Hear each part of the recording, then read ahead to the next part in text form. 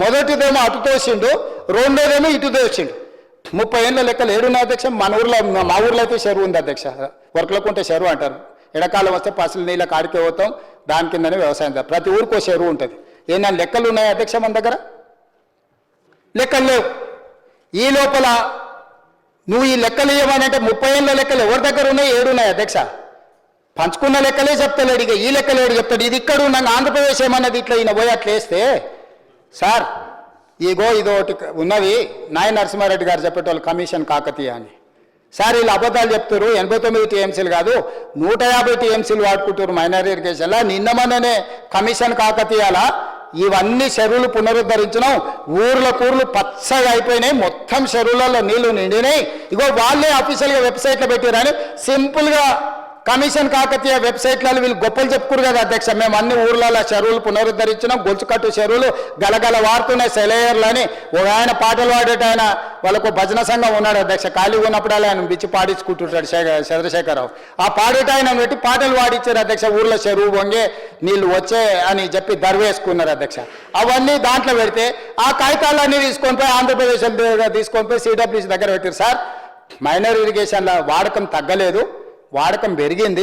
ఇది నేను చెప్తలేను, కమిషన్ కాకతీయాల వాళ్ళే చెప్పారు. ఈ కాగితాలు తీసుకొని పోయి ఆడేసిరు అధ్యక్ష. దాంతో ఆ 45 గుటుక్కుమన్నది.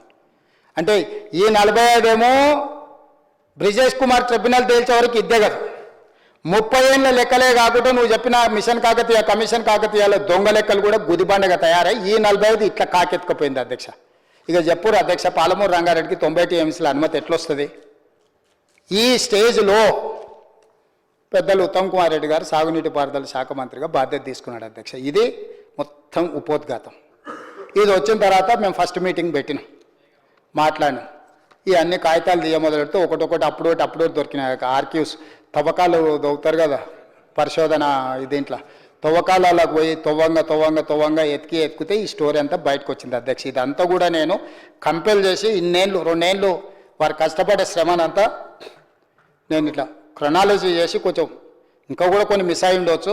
నాకు జ్ఞాపకం ఉన్నంత మేరకు, నేను చదివినంత మేరకు, నా దగ్గర కాగితాలు అందుబాటులో ఉన్న మేరకు మీకు రాసి. ఈ స్టేజ్లో వారికి నాకు ఎంపీగా పనిచేసి, కోమటిరెడ్డి వెంకటరెడ్డి గారు మేము ఎంపీగా పనిచేసి, ఆ ప్రభుత్వంలో మంత్రులు కానీ ఎంపీలు కానీ మాకు పరిచయం ఉండి ఇక మళ్ళీ పోయి కూర్చున్నాం.